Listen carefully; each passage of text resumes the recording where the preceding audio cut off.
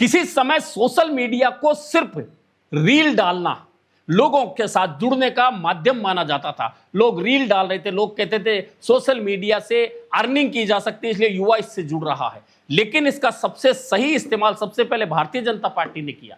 आपको याद होगा 2012 का वह समय जब प्रधानमंत्री नरेंद्र मोदी नहीं बने थे, देश में यूपीए का शासन था। उस समय सोशल मीडिया का सबसे बेहतर इस्तेमाल भाजपा ने किया। आईटी सेल बनाई और वह आईटी सेल ने यूपीए सरकार के खिलाफ एक ऐसा सोशल मीडिया आंदोलन खड़ा कर दिया कि लोग उससे जुड़ते चले गए और लाखों के साथ में वह संख्या करोड़ों तक पहुंच गई। यूपीए सरकार के खिलाफ जो माहौल सोशल मीडिया के जरिए बनाया गया, अब वही सोशल मीडिया जो सरकारें बदलने में सफल रहा था, वही सोशल मीडिया भाजपा सरकार के लिए नया सिरदर्द बनता दिख रहा है। क्योंकि अब जो नया वर्ग है जैन जी हां, जैन जी वह वर्ग जो पढ़ा लिखा वर्ग है, जो आईटी सेक्टर से जुड़ा है, वह ना सिर्फ भाजपा की आईटी सेल को पीछे छोड़ रहा है, बल्कि नित नए मुद्दे इस सोशल मीडिया के जरिए खड़े हो रहे हैं। और मुद्दे भी ऐसे जो सीधे जनमानस से जुड़े हैं। जनमानस से जुड़े मुद्दे यानी कि हर आदमी के हाथ में स्मार्टफोन है। स्मार्टफोन पर जैसे ही वह देखता है कोई ना कोई नया मुद्दा सोशल मीडिया के जरिए जनता के अंदर आता है, सरकार के लिए वह एक खतरे की घंटी बन जाता है। और एक तरफ कोकरोच जनता पार्टी ने वह उदाहरण पेश कर दिया कि सोशल मीडिया के जरिए आप सिर्फ आंदोलन खड़ा नहीं कर सकते, आप सिर्फ रील नहीं डाल सकते, आप सिर्फ किसी की आलोचना नहीं कर सकते, बल्कि आप किसी मुद्दे पर अगर एक साथ जुड़कर खड़े हो जाएं तो केंद्र के मंत्री का इस्तीफा भी सोशल मीडिया आंदोलन के जरिए दिलाया जा सकता है। धर्मेंद्र प्रधान का इस्तीफा इसी आंदोलन का नतीजा। लेकिन अब एक ऐसा मुद्दा जो बहुत दिन से लगातार आम जन के अंदर घर कर रहा है, हर आदमी उस मुद्दे से जुड़ता जा रहा है, खास तौर पर गाड़ी चलाने वाला हर आदमी उससे जुड़ता जा रहा है। एक तो पेट्रोल डीजल लगातार महंगा हो रहा है, गैस लगातार महंगी हो रही है, और उस मुद्दे से अब जुड़ गया है E20 यानी कि एथेनॉल मिक्स पेट्रोल। आप कहीं भी जाके देख लीजिए, लोग इस E20 पेट्रोल के खिलाफ आंदोलन करते दिख जाएंगे, खिलाफ बोलते दिख जाएंगे। पेट्रोल पंप पर जैसे ही आप गाड़ी में तेल डलाते हैं, आपका एवरेज कम हो रहा है। पेट्रोल यह डलवाने से गाड़ियों के इंजन खराब हो रहे हैं, और यह एक जगह नहीं कई जगह हो रहा है। और सही बात यह है कि सबसे मजेदार बात इसकी यह है कि पेट्रोलियम मंत्री जो देश के हैं वह हरदीप पुरी हैं, लेकिन E20 पेट्रोल के खिलाफ अगर कोई जनता बोलती है तो हरदीप पुरी कोई बयान नहीं देते। इस पर बयान देने के लिए राजमार्ग मंत्री नितिन गडकरी आते हैं। यह बड़ा अजीब चीज है। और दरअसल ये इसलिए आते हैं कि लोग कहते हैं कि एथेनॉल मिक्स जो पेट्रोल की शुरुआत की गई है, वह नितिन गडकरी के बेटों के एथेनॉल फैक्ट्री को फायदा देने के लिए यह शुरुआत की गई है।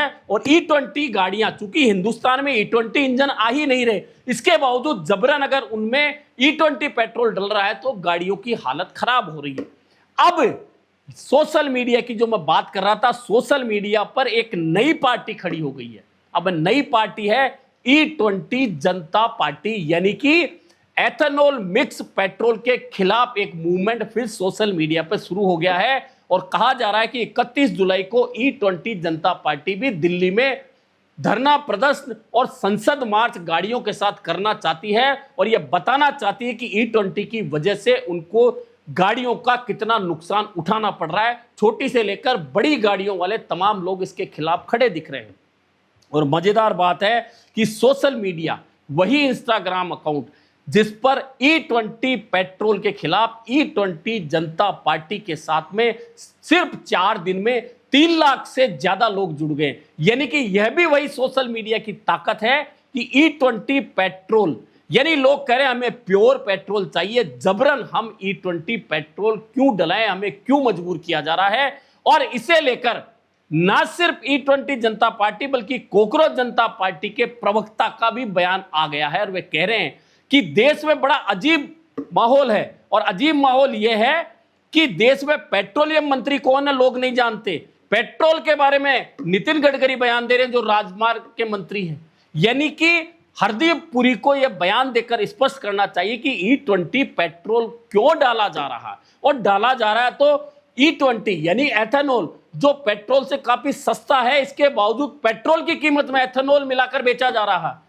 यानी कि दो तरफा मार, एक तो इंजन की मार, एक एवरेज की मार, दूसरा पैसे की मार, तीन तीन तरफ से आम जनता को इसमें घुसाया जा रहा है। ऐसे में E20 पेट्रोल के खिलाफ अब तक तो रील आप देख रहे थे, वीडियो देख रहे थे, लेकिन E20 जनता पार्टी और कॉकरोच जनता पार्टी का भी उसे अगर समर्थन मिल रहा है तो आने वाले दिनों में यह मुद्दा बहुत बड़ा मुद्दा बन सकता है।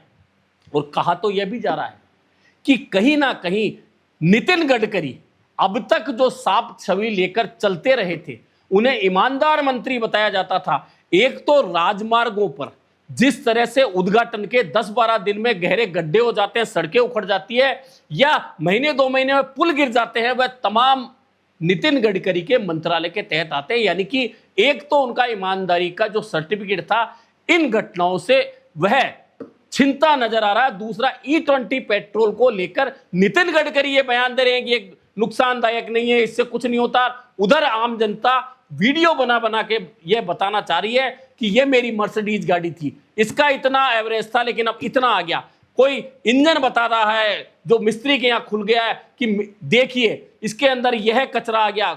मिस्त्री बता रहे हैं कि देखिए यह जो पेट्रोल है इसकी वजह से यहां कचरा जम गया है, यहां गाड़ी में जंग आ गई है। यानी कुल मिलाकर E20 पेट्रोल आम जनता जिस मुद्दे से जुड़ी है, क्योंकि पहले ही पेट्रोल डीजल पेट्रोलियम पदार्थ महंगे हो गए, अब E20 का लफड़ा है तो और E20 को लेकर E20 जनता पार्टी खड़ी हो गई। यानी कि सोशल मीडिया का यह मूवमेंट आने वाले दिनों में जो भाजपा फायदा उठाकर 2012 से 14 के बीच में 2014 में सत्ता में आई थी, अब वही ना सिर्फ सरकार के गले की फांस बन रहा है, बल्कि जिस तरह के मीम्स बनाकर सरकार के खिलाफ, प्रधानमंत्री के खिलाफ, मंत्रियों के खिलाफ सोशल मीडिया पर चल रहे हैं, वह जनता को अट्रैक्ट कर रहे हैं। और जनता एक साथ कई मुद्दों पर जो फ्रस्ट्रेट हुई है केंद्र सरकार से, अगर इन तमाम मुद्दों पर एकजुट हो गई तो तय मान के चलिए आने वाले दिन केंद्र सरकार और मोदी सरकार के लिए काफी मुश्किल भरे हो सकते हैं।